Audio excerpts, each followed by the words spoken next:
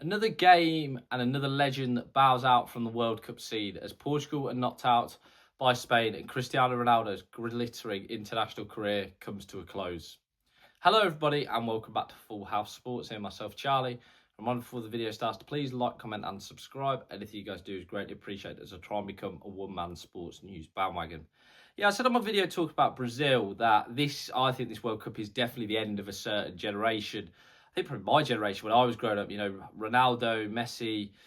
Messi's still in it, but we don't know how much longer. Salah, I think this will probably be his last World Cup.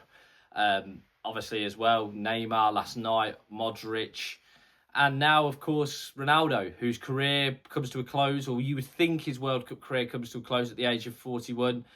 I've got to say, I thought the game wasn't great, and Spain definitely deserved to win. Portugal contained them well, but didn't offer a great deal going forward. And in the end, yes, they had their chances, the deflected cross, but Portugal, I think, has been one of the real big disappointments this tournament, actually. I said on my video beforehand, when I was doing my team previews, which feels like an age ago because this tournament's been going on forever, that I was actually quite excited about watching them. I've got to confess, I watched their DR Congo game and their Colombia game, and I was really shocked at how they looked. And I thought, yes, they got through in the round of 32 against Croatia in a game that, let's face it, was rather controversial in its ending. But I think they were always hanging by a thread, and they were relying on Ronaldo for a moment or one of the other selection of stars they've got for a moment, and they didn't get one in this game. They actually were quite poor. Now, Ronaldo bows out with the most international goals, the most international appearances. He is a legend. There's no other word for it. And I could give you all the adjectives and I can give you all the hyperbole that you want. He's a legend, and that is that. I don't like the GOAT debate. I think it's a load of nonsense because different players play in different eras.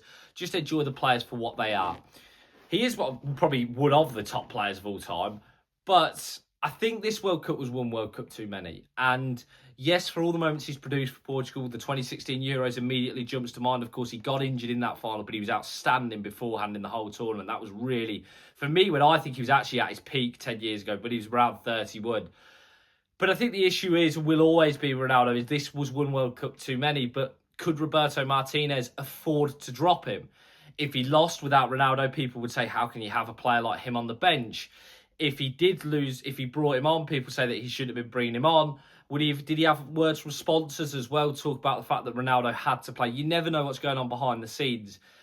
But I think in the end, he will probably look back and regret it, because I think Ronaldo at times showed that it's impossible to play a high press. It's impossible to play the way Portugal's players wanted to play with him up front. And that's not a reflection on him. Do I think the man's got an ego? Yes, but does he deserve to have an ego? 110%. Who wouldn't if you were in his position? So I don't necessarily think it's on him. Maybe Martinez should have been stronger in the dressing room.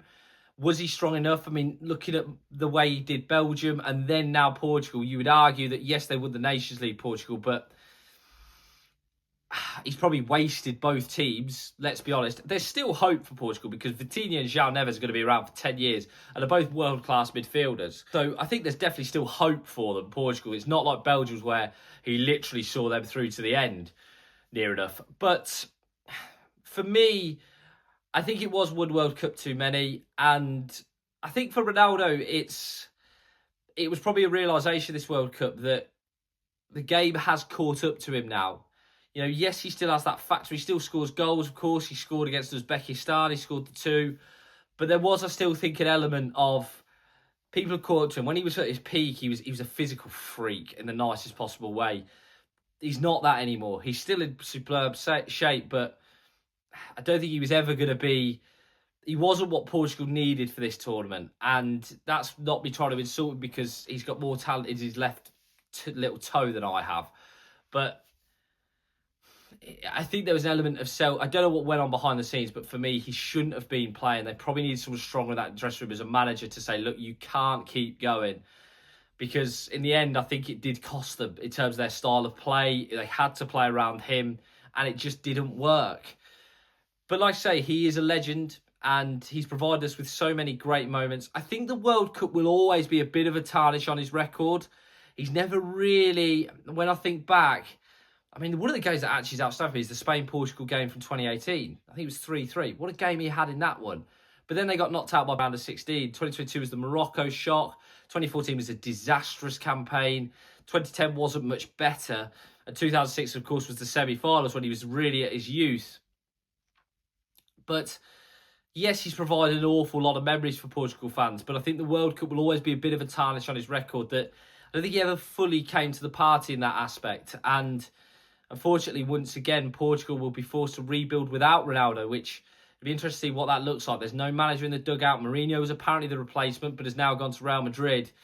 It'll be interesting to see how that looks. As always, guys, let us know what you think. Please like, comment, and subscribe. Anything you guys do is greatly appreciated. Try and become a one-man sports news bandwagon. As always, have a great day.